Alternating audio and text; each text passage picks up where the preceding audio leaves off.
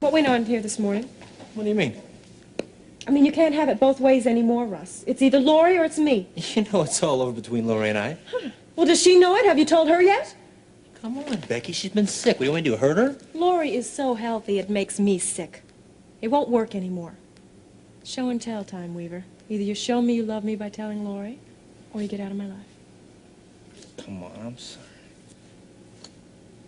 I mean it. Now leave me alone, all right?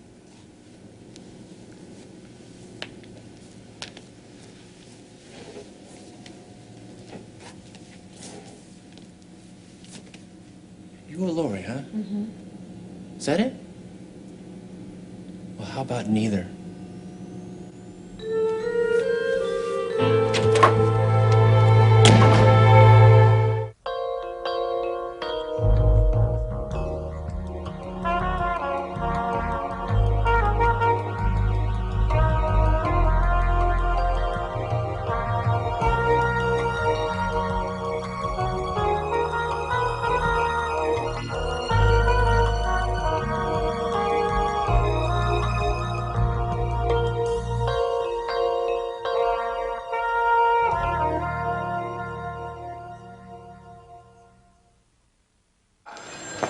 Remember the other day when I said they'd have a tough time topping this? Yeah?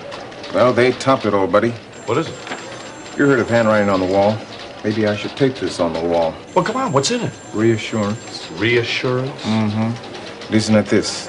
Walter P. Fairchild, chairman of the board, Adcom Communications, owner and operator of television station WRD, is pleased to announce that Telemark Video System of Atlanta has joined with our company to form Telecom Communications.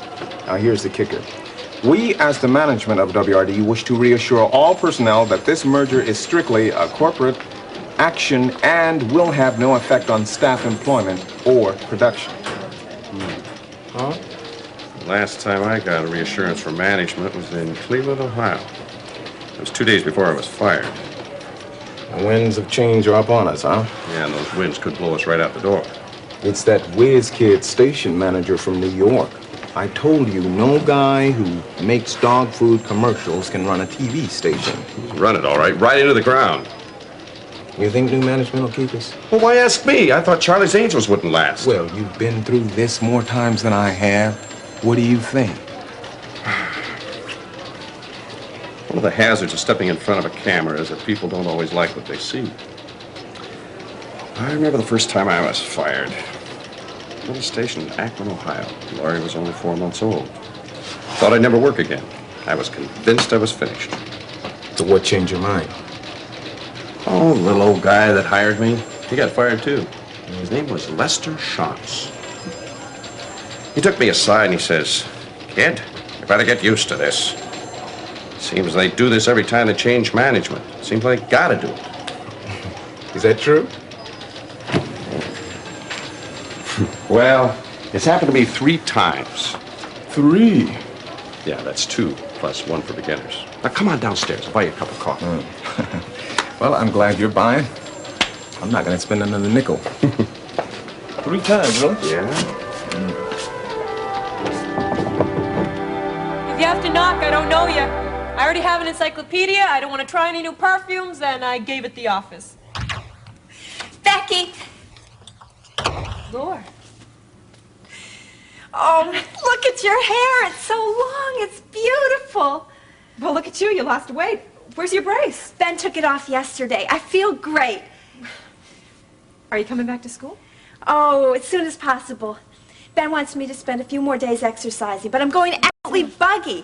I'm going to see him today, and I'm going to tell him that's it. I quit. I'm coming back to school. Well, I've missed you. Laura, I'm sorry about what happened. Let's forget it, okay? Oh, that's easy to say. I was going to move out, really. I mean, I couldn't get my deposit back on the room, so I didn't have enough, but... Don't worry about it. We'll work something out. I didn't mean to hurt you. I know. Ready or not, here I come. Lori. Hi, Russ. Becky, I came by to get those notes that you had for me. The ones that you had? Oh. Yeah, you mean the ones from chemistry? Right. Hey, this is really a surprise. Look, you two, I'm going to run down to the store for a couple minutes. I'll see you later. Laura, come back soon, okay? Bye, Becky.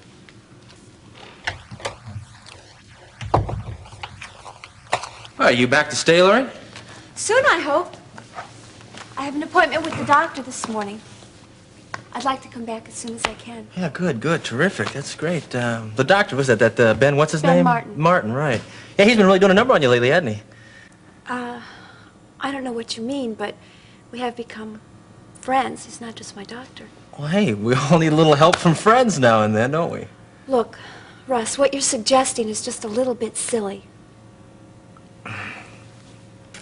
Is it? Yes, it is. And even more, it's just a little bit hypocritical. Oh, great. Now we're gonna dig up with the past again, huh? No, Russ. No, we're not. We're going to stop. We need to think, both of us. Every time we talk, it ends up like this. I know, I'm sorry. It's just... I don't know what it is. I know. I'm confused, too. We just need some time to think, and then some time to talk. Alone. What are you saying? I'm not saying anything. Well, then let's talk now. I have a doctor's appointment. Oh, isn't that just great? Well, I sure don't want to keep your good Dr. Ben waiting. Russ, I came by here to say hello to my friend. I didn't come here to argue. Well, excuse me. Hey, listen, I don't want to keep you late for your date with your doctor. Your friend. Don't forget your notes, Russ.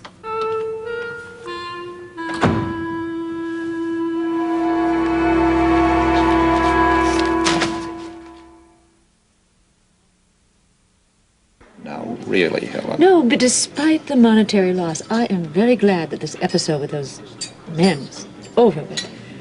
But Charles, you don't need partners. Remember the plans you had at college? That's been a long time ago, but yes, I remember. Hospitals, neighborhoods, shopping centers, you plan to build them all. You know, coming of age has a certain sobering effect on ideals. When we lose our dreams, we lose our hope. Well, dreams, according to somebody like good guys, finish last. Oh, nonsense. You're not finished until you give up. Have you given up, Charles? No, I haven't. But as I told you on the phone, I really do need your help. Well, don't you worry. I'm your wife. I'm ready to help. Well, I don't want charity. After all, the fortune that you inherited from your father is yours. I simply need a loan to get reestablished. How much did you lose? Well, I can't be sure, of course, until there's a total accounting, but I'd say the company, along with the assets, $750,000. Do you have any recourse? Well, I have considered suing them, but they would only drag matters through the courts, plus the fact that they're not above taking other, shall we say, more drastic steps to protect their interests. Well, and I suggest that you sever all connection with these men. And I'm ready to help you. Thank you, Helen. Charles, don't think that my loving you has blinded me to your faults. You're a power-hungry man. My father understood that. And I do, too. Your greed has cost you your fortune. I'm not going to let it cost me mine. Is that the price of your help? Perhaps, Charles. Perhaps.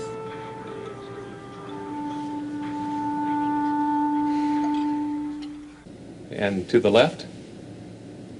Any discomfort? No. Okay, put your feet together, arms to your sides, and dropping your head onto your chest, lean forward slowly.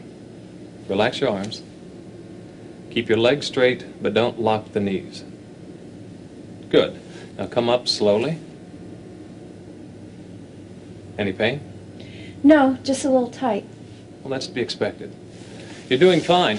Keep up the exercises. I'd like to go back to school, Doctor. Sit down, Laurie. So, you think you're ready for the fast lane, huh? I know I'm tired of being on hold. Well, as a doctor and a friend, it's my responsibility to make sure you're well both in body and mind. And mind? Severe physical trauma is always accompanied by psychological changes. Things, if they haven't already, will change in your life because of the accident. They have. Do you want to talk about them?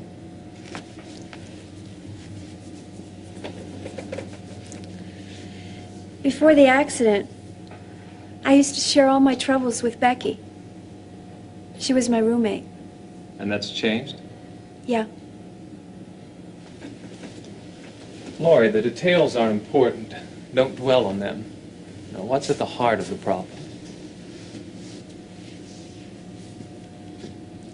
It's Russ, my boyfriend. Yes, I remember Russ. He seemed like a nice young man. Pre-med, isn't he? Yeah. Before the accident, we were planning on getting married. Now it's all so different. Everything's changed. He's changed. How? Before the accident, I thought we shared the same beliefs. We talked about it, and I prayed about it. And now? Now I don't know. I think Russ wanted to share my faith just to avoid any problems. Laurie, I've been where you're at. I was engaged in med school. And Pam and I went so far as to set a wedding date. And 10 days before the wedding, we broke up. She couldn't understand why I chose to be a Christian. How did you handle it? Simple reality. I told her if she wasn't willing to accept the Lord, the engagement was off. That's pretty blunt. So's divorce. There may not be a painless answer, but there is a right answer.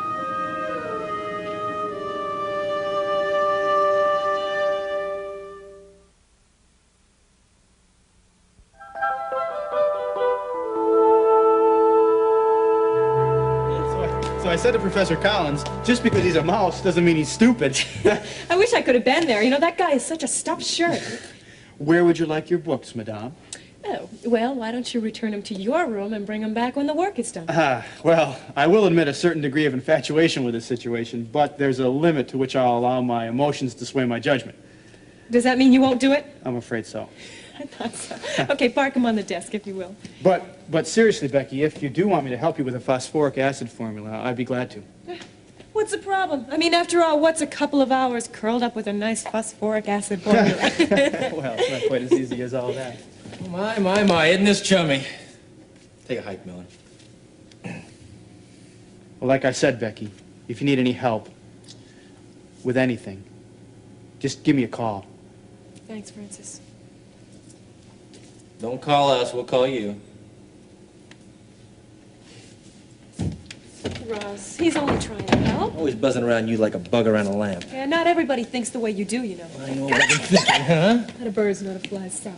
Oh, see, you were talking about the birds and the bees. No, I'm thinking more about you and Laurie. What went on here this morning?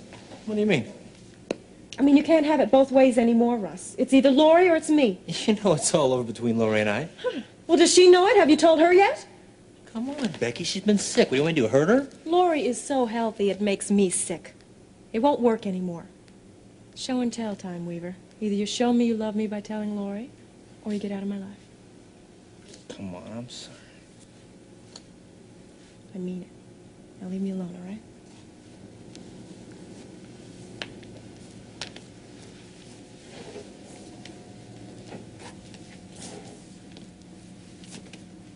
You and Laurie, huh? Mm-hmm. Is that it? Well, how about neither?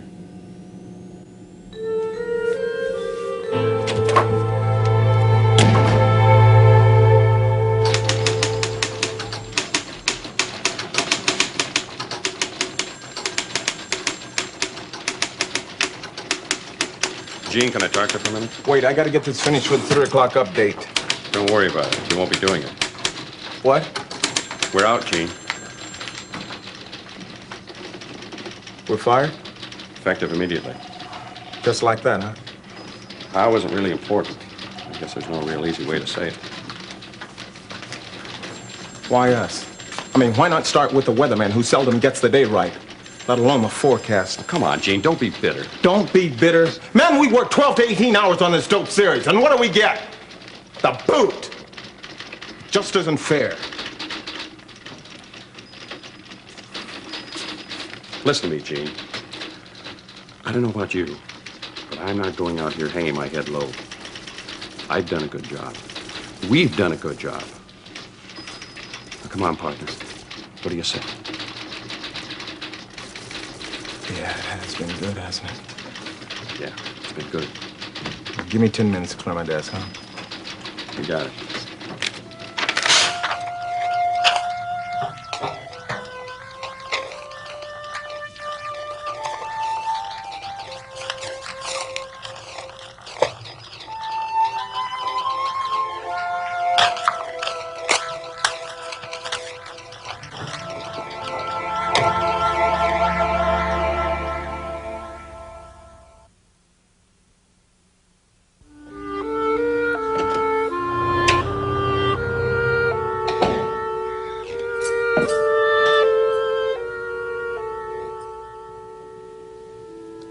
Peter, is that you? Scott, Oh, hi, honey. you're home 2 hours early. What's the occasion? I'm afraid you're going to have to get used to me around here. What? I've been let go. Oh, no. Why? You're so good. Oh, new management. It always means a new team. Honey, I'm so sorry. It's okay, it's okay. Well, how did Jean take it? Gene's out, too. Poor Jean. Yeah, I feel very responsible for that. Well, you shouldn't. I'm sure it isn't your fault. Maybe, maybe not. No, maybe, Scott. You are a very talented newscaster, and I'm sure you won't have any problems finding a new job. I don't know, honey. I don't know.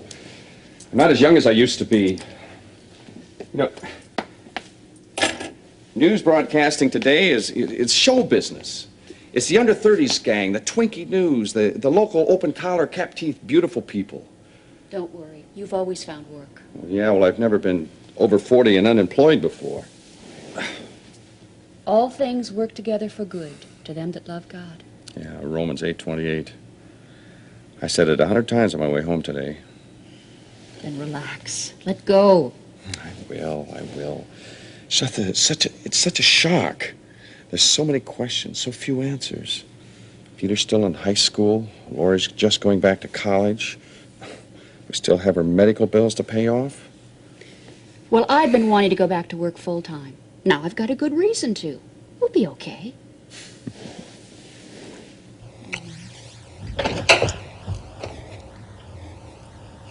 Now, aren't you two just a little old to be fooling around in the living room? Oh, Peter, would you bring down your laundry before dinner? Okay. Dad, you're a little early. What's the matter? Did you get fired or something? No, I came home to mow the grass. It seems that the kid that used to do it is too busy these days. Dad, didn't you tell me not to touch grass? Now, get out of here. You know, it's very difficult to be unhappy in this household. Because there's love here. Thanks, Terry. Thanks for being here and not letting me sink into it. You're very welcome. And unemployed or not, Scott Davidson, you'll always be my anchor man.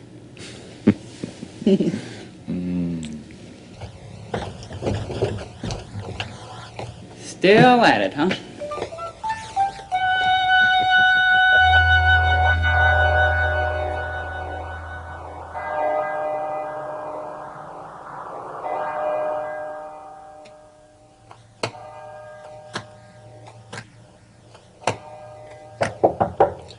It's open. Becky. Okay, if I come in? Yeah, sure, it's okay. Come on in. Here, have a seat.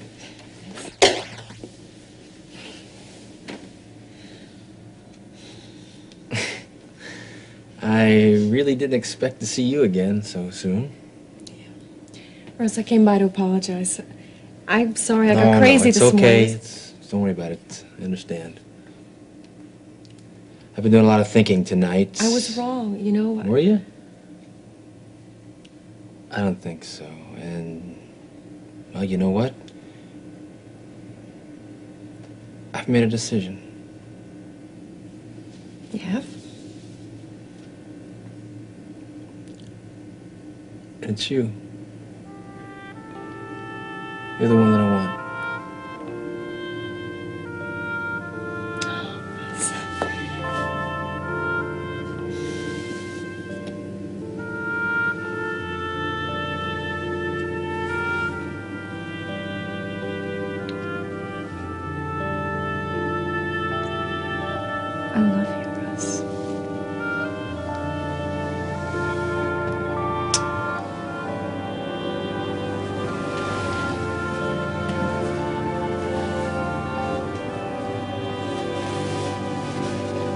Stay? Yeah,